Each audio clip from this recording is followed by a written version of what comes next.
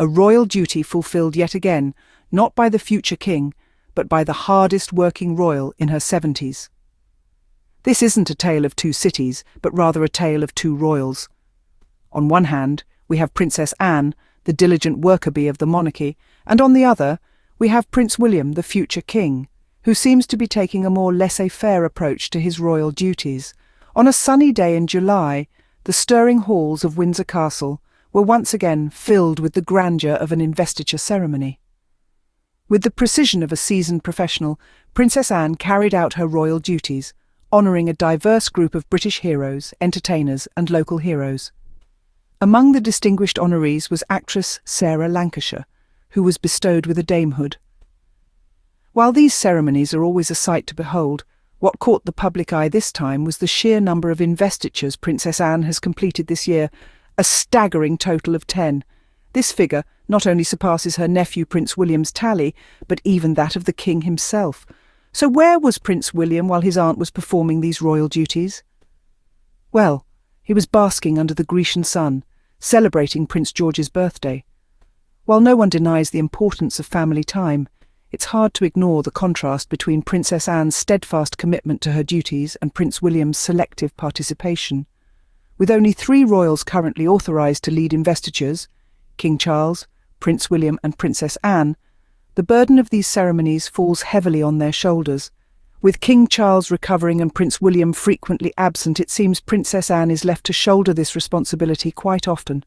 This tale of 2 royals paints a stark picture. It's a tale of dedication and duty on one side, and a tale of leisure and selectivity on the other. It's a tale that leaves us with one question. So, while Princess Anne continues to uphold her royal duties, where was Prince William? While Princess Anne was honouring British heroes, Prince William was soaking up the sun in Greece. On this midsummer's day, the future king was noticeably absent from the royal stage. Instead of presenting honours at the investiture, a duty he's fully authorised to perform, he had traded the grandeur of Windsor Castle for the sandy beaches of Greece. Now, it's important to note the reason behind Prince William's absence. It was his eldest son, Prince George's birthday, and who wouldn't want to celebrate a special occasion with their family? However, this doesn't completely shield him from criticism. The ceremony was scheduled well in advance, as is the case with all royal engagements. The fact that it coincided with Prince George's birthday could be viewed as a mere oversight, or perhaps a conscious choice to prioritise personal time over royal duty. Whatever the case, it has led to questions about Prince William's commitment to his royal responsibilities. While the future king was celebrating, Princess Anne was stepping up. Despite her age, despite her recent injury, she was there, carrying out the duty entrusted to her. The investiture was a significant event, one that honours the British heroes, entertainers and community leaders who have made impactful contributions to society. It's the kind of event where the presence of a future king would have been fitting.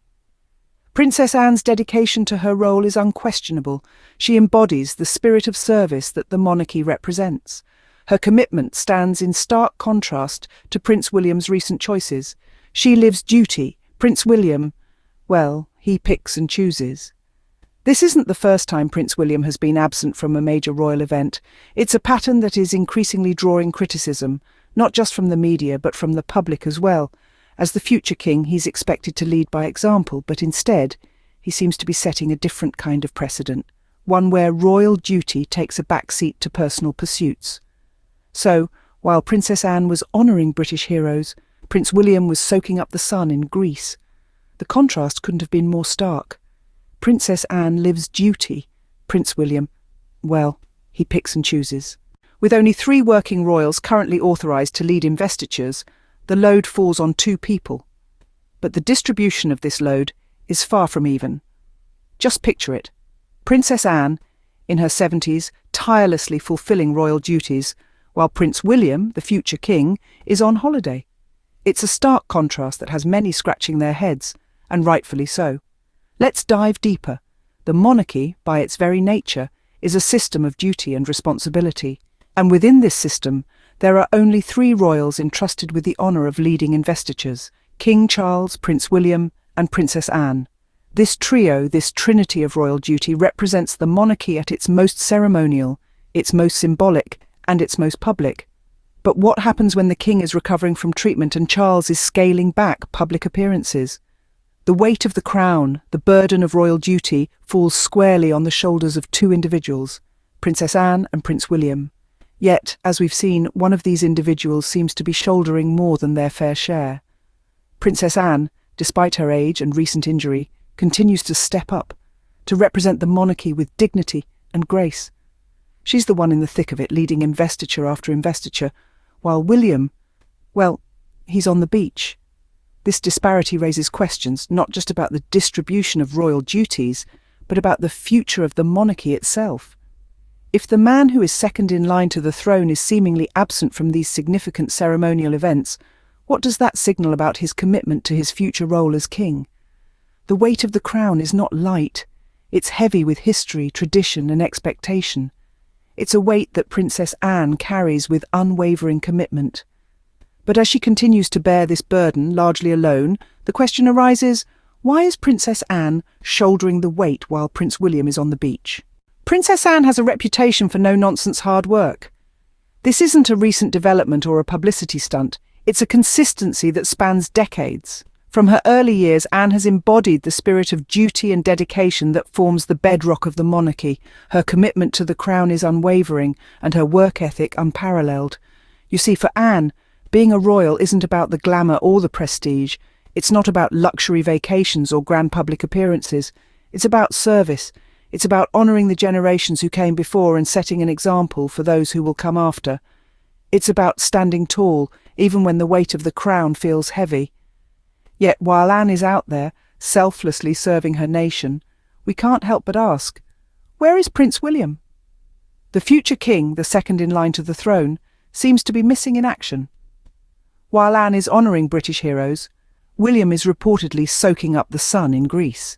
This isn't to say that William is neglecting all his duties or that he doesn't have the right to a holiday, but there's an imbalance here that's hard to ignore. The future king should be leading by example, showing the nation that he's ready to step up and shoulder the responsibilities that come with the crown. Yet, it's Anne who's doing the heavy lifting, Anne who's carrying the weight of the monarchy. Reports suggest that Anne is quietly frustrated by this situation, and who can blame her? She's in her 70s, recently suffered an injury, and yet she continues to step up time and time again. She's proving her loyalty to the crown, her dedication to her duties.